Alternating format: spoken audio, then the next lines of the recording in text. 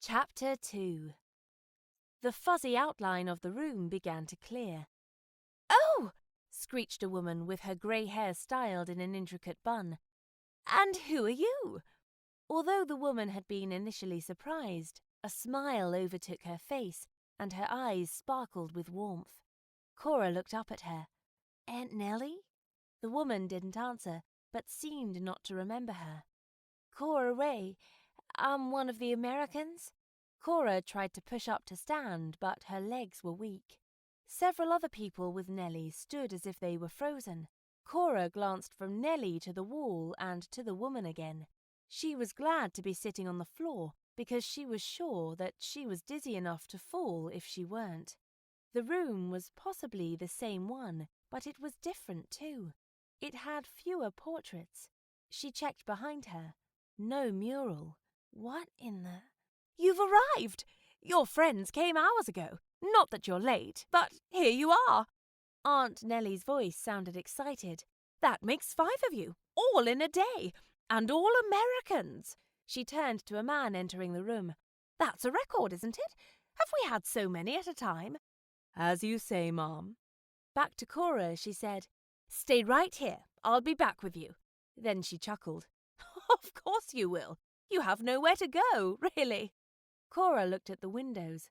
Dull evening light radiated through the heavy curtains that covered them. "But it was midnight. I was at the ball." Her pulse increased, and a little fear bubbled through her stomach. With some effort to untangle her skirt from around her legs, she stood, though a bit wobbly. Aunt Nellie pointed to each of the people with her, giving them assignments. "Ring cook for the cream puffs, macarons, fruit tarts, and those pretty little tea cakes she made today. Oh, and my special blend of tea. We're going to need plenty of that." A beautiful woman sat on a velvet settee at the far end of the room. From the style and fineness of her dress, she seemed more regal than anyone Cora had seen at the immersion experience yet. "Aunt Nellie, I'll wait for my daughter in the next room while you take care of your new guest." "Nonsense! You'll join us, won't you?" The woman inclined her head and walked over. "Let's have tea here." Aunt Nellie chose a table near the door. Soon a maid arrived with a tea tray. Cora could see why the other woman's bio had included a title of nobility. She could carry that part well. "Lady Cottrell, may I make known to you Cora Ray? Cora, this is Lady Bethany Cottrell." "My pleasure," both women said. Lady Cottrell added, "Welcome." Then to Aunt Nellie she said, "Now that I see you have a guest, I'll plan some events." "Oh, yes. Miss Ray seems just the age to get on with your Lady May. They'll have a time of it, won't they?" "I think so, too." Lady Cottrell turned a bright smile to Cora. "Our family is closely associated with Aunt Nellie. I'd like you to meet my daughter. In fact, I was here waiting for her. She should be back soon. When is it you're from?" Cora opened her mouth to ask if she meant where, but Nellie interrupted. "My other guests will start arriving in half an hour for the ball. We'll have to get you ready quickly." "I'm not sure what—" Cora felt off.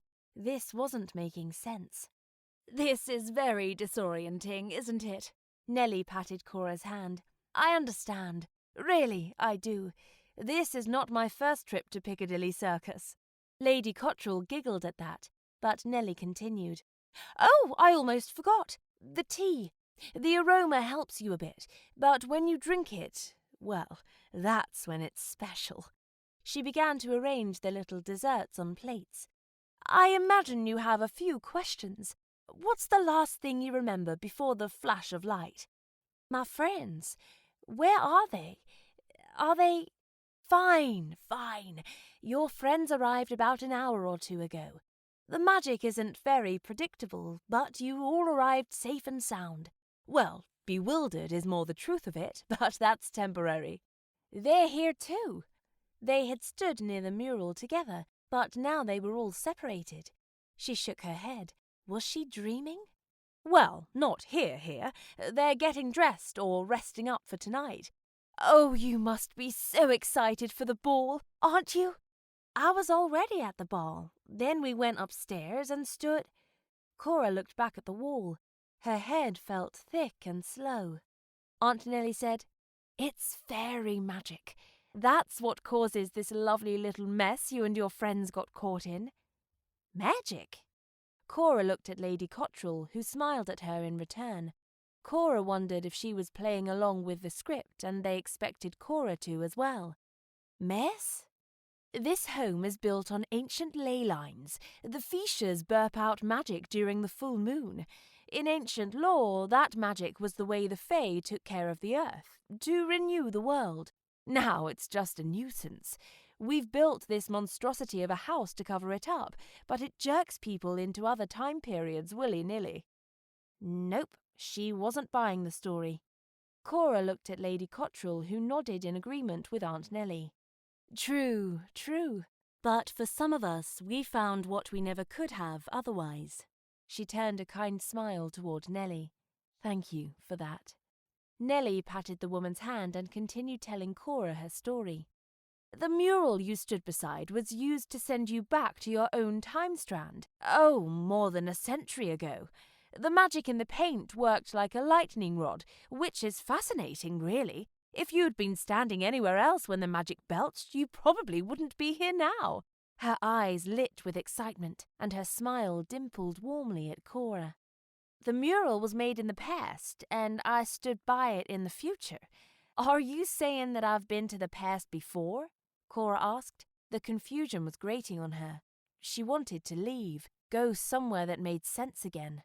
No, you just got here. Aunt Nellie began to pour out the tea. It was painted in the past that was then in your future, so you could go back to the future from your future past.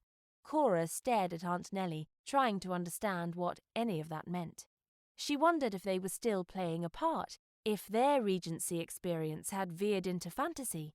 The women seemed too sincere to be acting. That's circular reasoning. Something didn't happen before it can happen, Cora said. She pressed her palms against her temples. Oh, I suppose this all makes sense to you?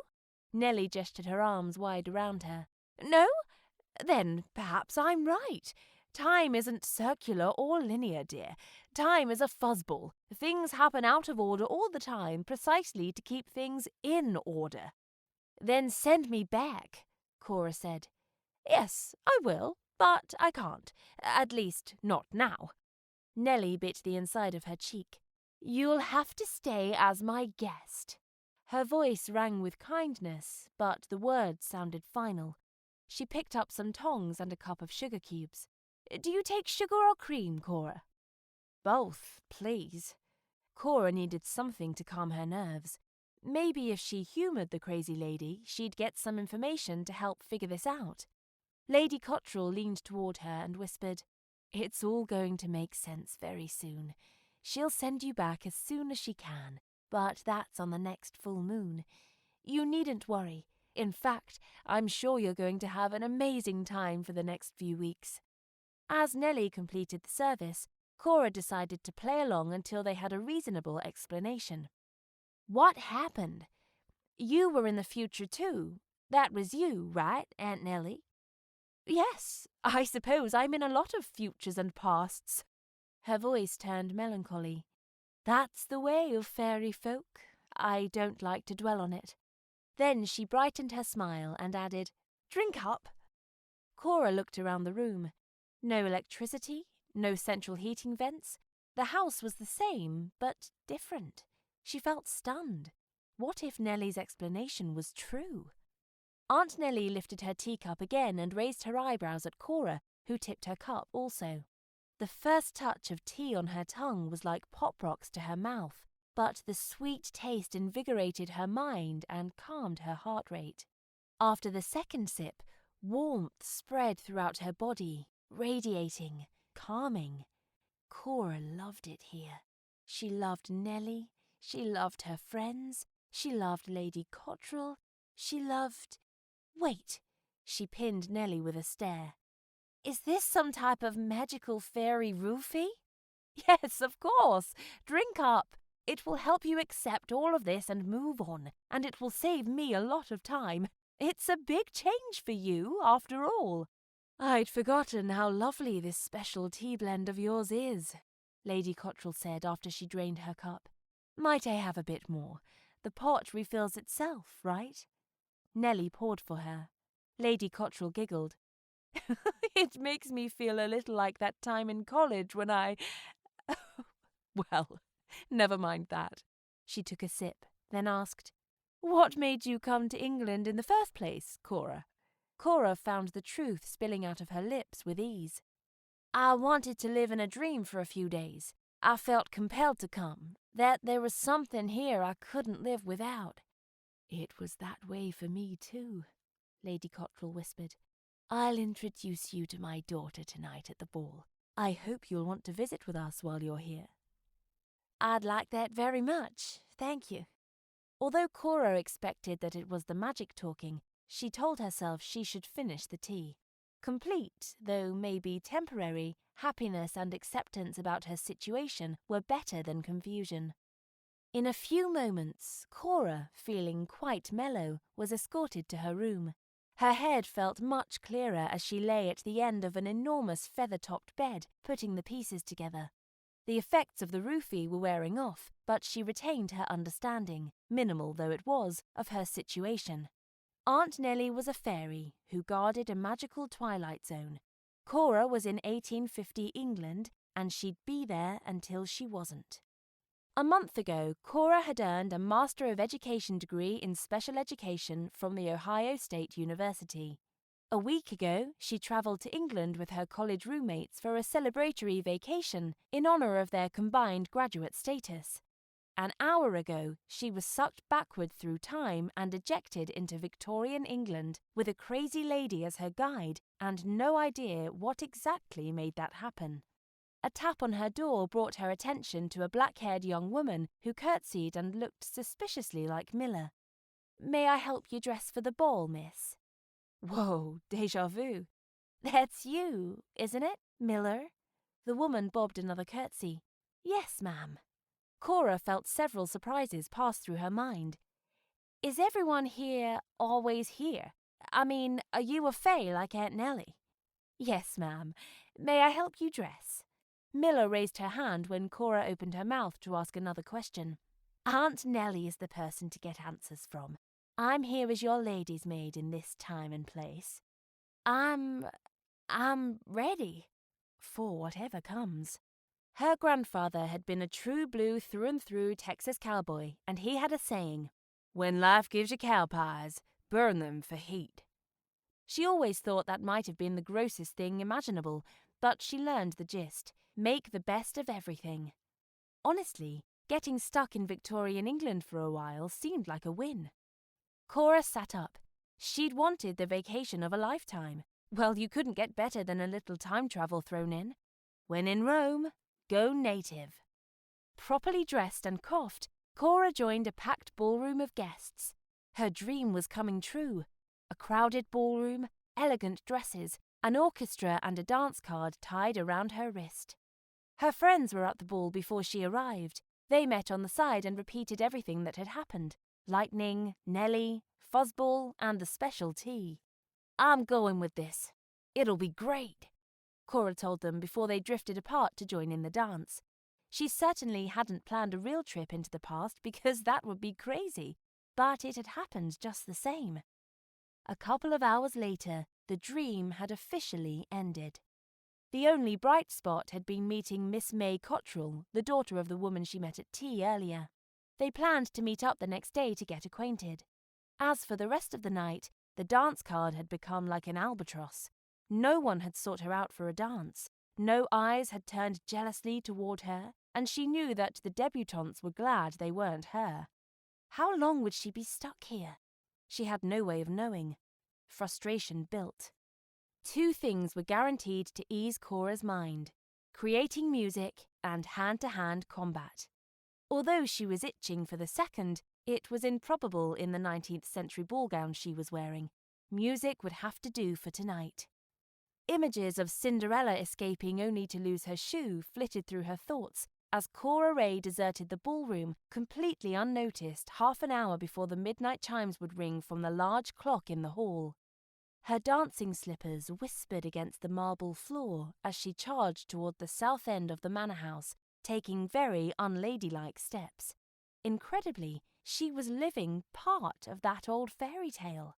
No cars, no phones, and no immediate way back to her own century.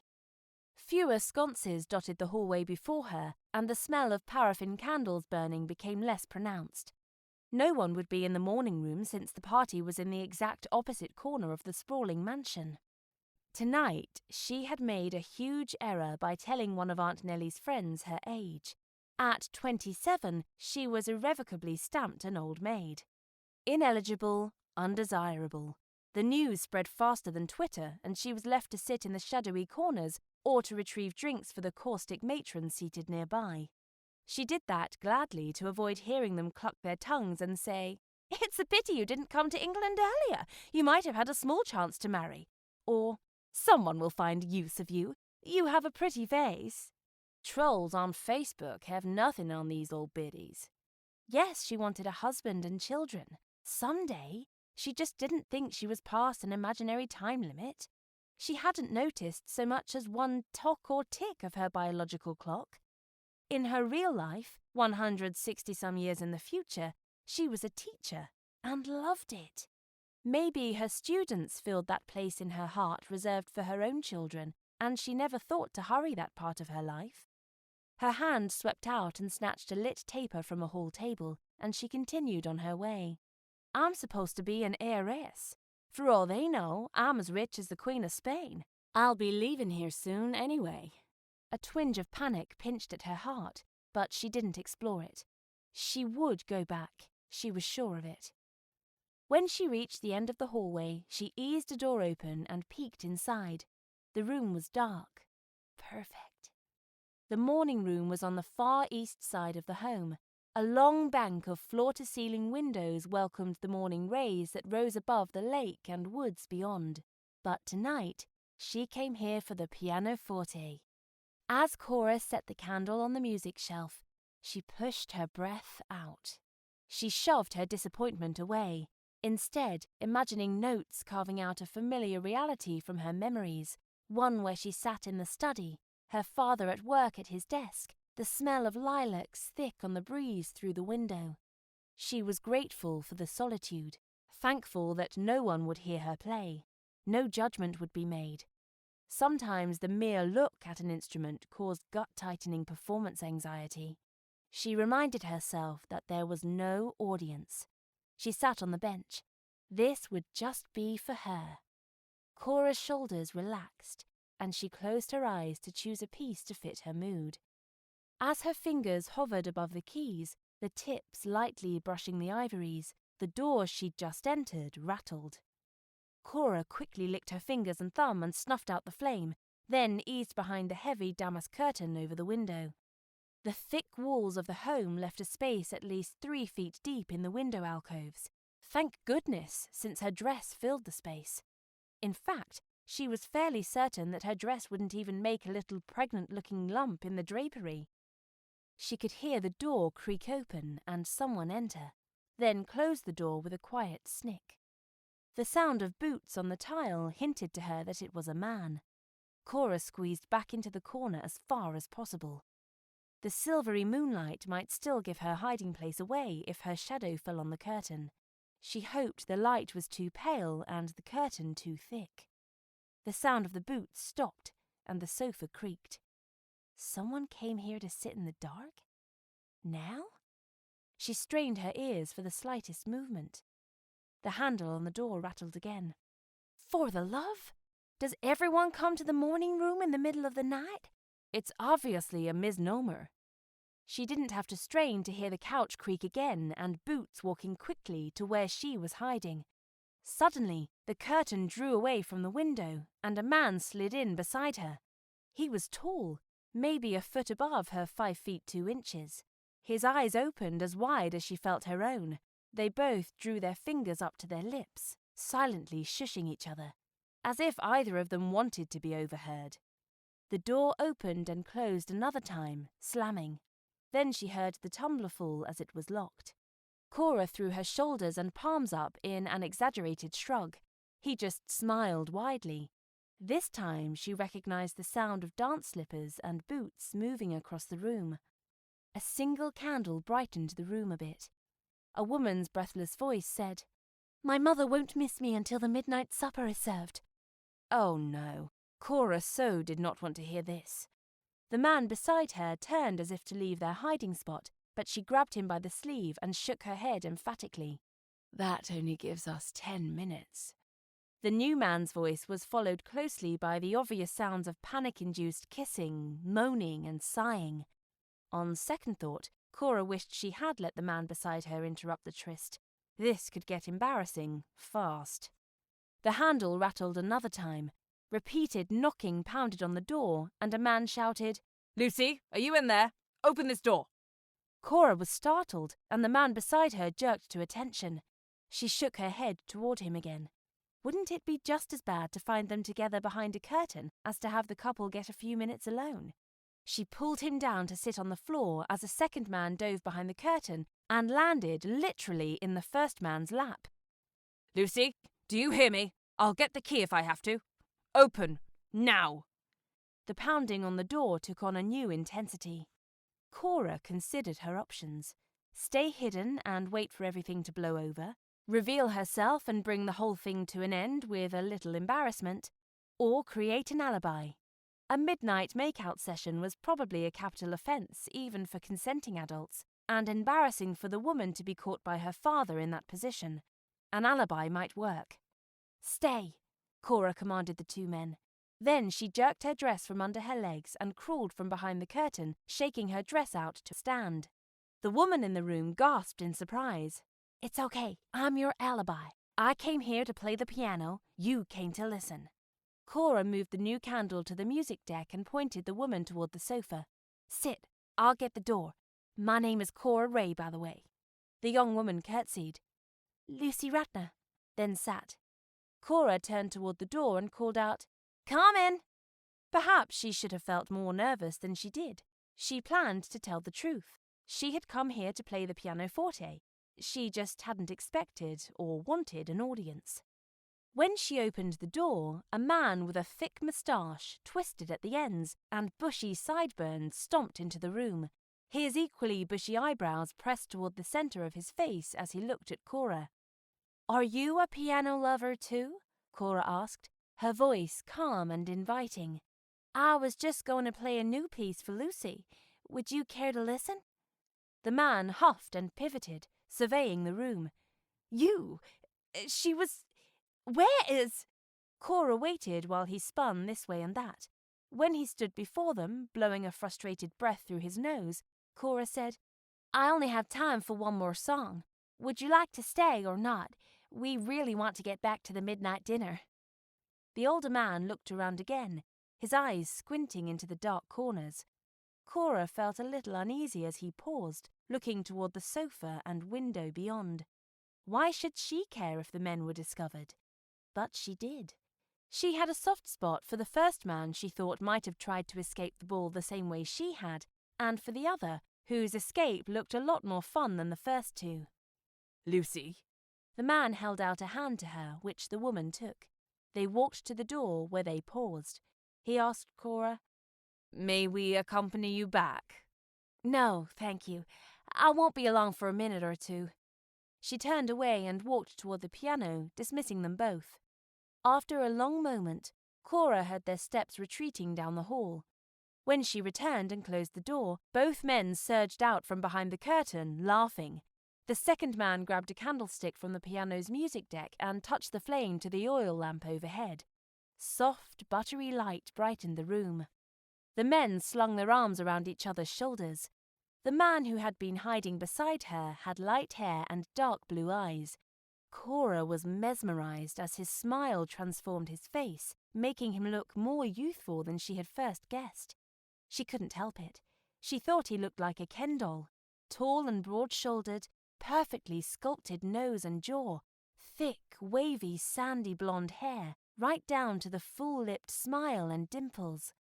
The man beside him with curly white blonde hair was of a slighter frame and height, though still much taller than her. He turned toward his friend. "And why might you be hiding in the curtains, Simon? And with a woman I don't think I've met." He bowed at the waist toward Cora. "Miss, I am delighted to serve as witness in your claim against him, or for him, as it were." His face was alight with mischief. "You've been caught in the parson's mousetrap, Simon." Then he addressed Cora again, giving a deep bow. "Well done, miss.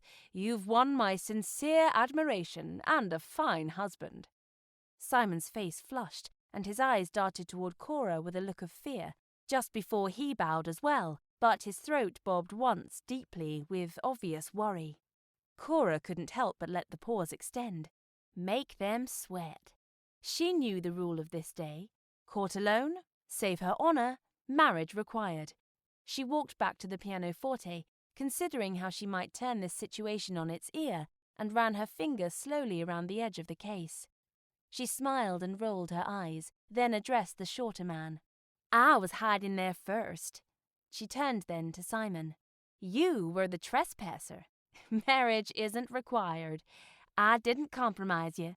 I can't imagine marrying a man when I don't even know his full name."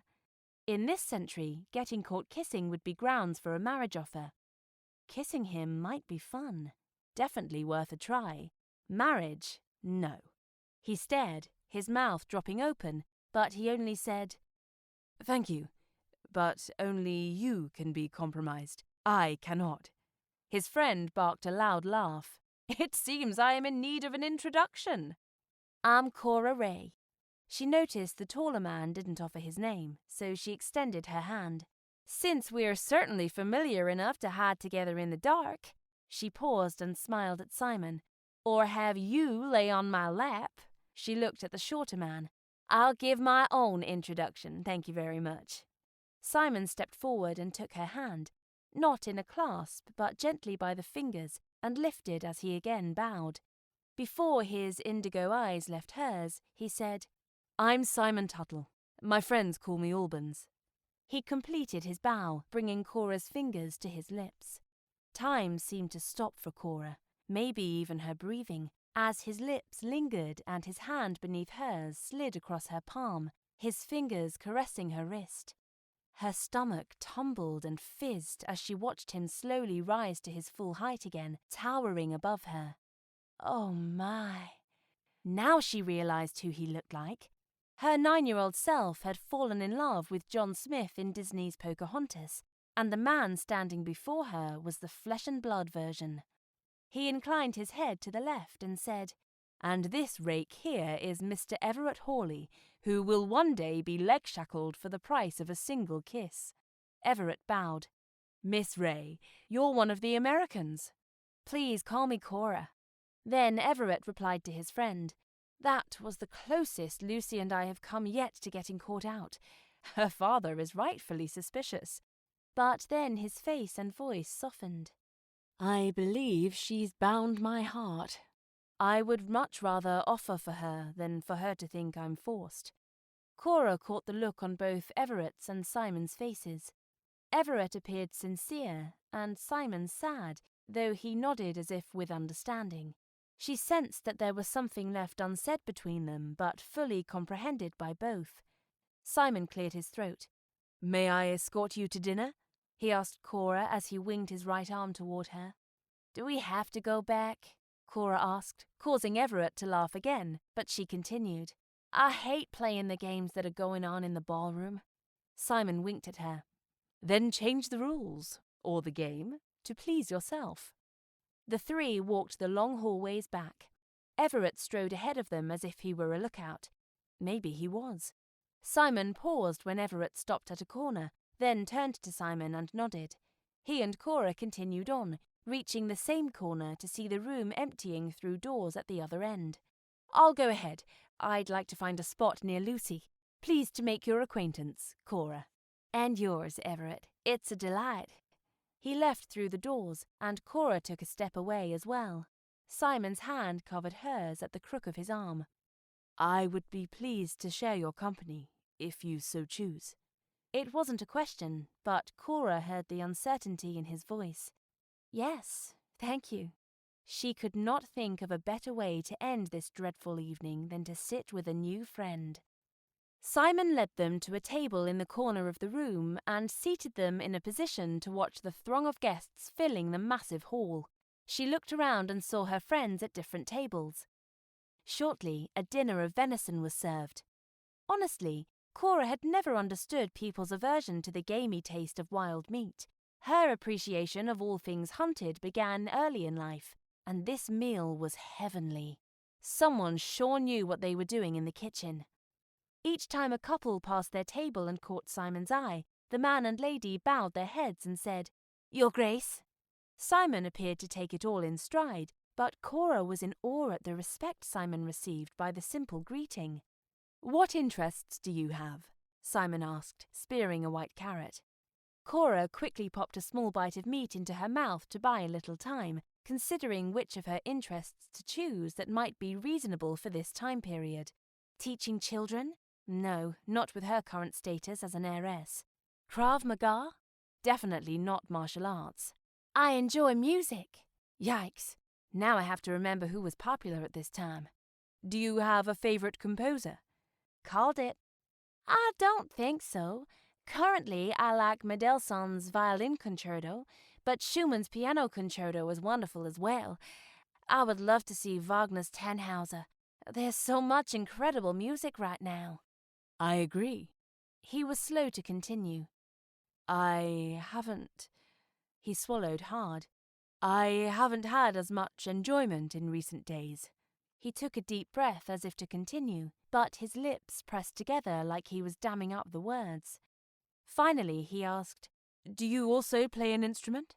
My answer for this question could make me a rock star in this century, but I don't think I want to go into all the instruments I play. Yes. His eyebrows lifted in expectation of her continuing. Yes, Your Grace, Cora said, emphasizing his title, hoping to pull off the snarky comment, but she couldn't hold back a giggle. He joined with her, and the sound of it shot through Cora, straight to her heart. She pondered how she had always read about companionable silence, but she never understood it until now. This man was comfortable to her. He just felt right. When they finished their meals, Simon escorted her back to the ballroom. "They're gracing you again," Cora whispered, somewhat closer to his ear than she had intended to, then raised a fan to conceal a sly smile. "You can't throw a cat without hitting someone or another called Grace or Lord at this or any other society party," he answered. Cora nearly snorted. "I didn't expect you to say that." "My mother's family is Scottish. They have a colourful way of saying things." Sorry, your comment gave me a very vivid picture of a mangy cat landing on some man and then scrambling from table to table in a fright-filled panic. A low laugh rumbled in Simon's throat. His eyes twinkled. Cora found her hand pressed to her stomach, chills erupting across her skin. How she loved that sound. For the way he was dressed and the deference he obviously received from the gathered crowd, Simon was a man of respect, yet he was genuine. When they were back in the ballroom, they stood where the other guests were gathering. Music greeted Cora's ears. Not a song, but instruments tuning. Violin, cello, French horn, flute, and more. She listened, picking out the different instruments that were readying to play. It signalled the recommencement of the ball, causing an ache in her gut. She would not resume her duties babysitting the matrons in the corner. At the same moment that Cora said, "I suppose I'll leave the party now," Simon asked, "May I have this dance?" She found she couldn't say no. Her imagination leapt into action, envisioning his warm hand on her back. In fact, it was hard to speak at all, but a broad smile broke across her face, and her chest filled with excitement when she nodded her assent. "One dance before I leave." He led her to one end of the ballroom and positioned them near the orchestra. Soon, couples filled the room. The first strains of the waltz don't just require that they assume dance position, but given their difference in height, she reached up for him and he leaned nearer to her. She understood why the waltz had been frowned upon earlier in that century. There was immediate intimacy in the dance position, and her chest filled with tingly expectation. With the rest of the instruments silent, the light, quick touch of the piano keys began the first notes of Chopin's Grande Valse Brillante. She knew there was a special difficulty with this piece. The small string section and woodwinds played the melody, lilting into 4/time, while the background bass viol and oboe carried the typical 3/4 time needed to dance the waltz. Unless the dancers were confident they could follow the right instruments, they might choose to sit this one out. She had believed the piece was written for concert performance for the piano and not for dancing, but here they were. Simon's grasp at her waist tightened as he led her backward into the first step. It was warm and comforting to be held by him, and her hand fit perfectly in his. They rose and swayed together in the close hug. With the room circling far beyond them, they stepped through dizzying turns and slow or quick steps as the varying tempo demanded. Cora marvelled at his strength and grace and gave herself up to his arms. She would still leave after this dance, but for now she felt like Cinderella, swooped up in a dream dance with Prince Charming.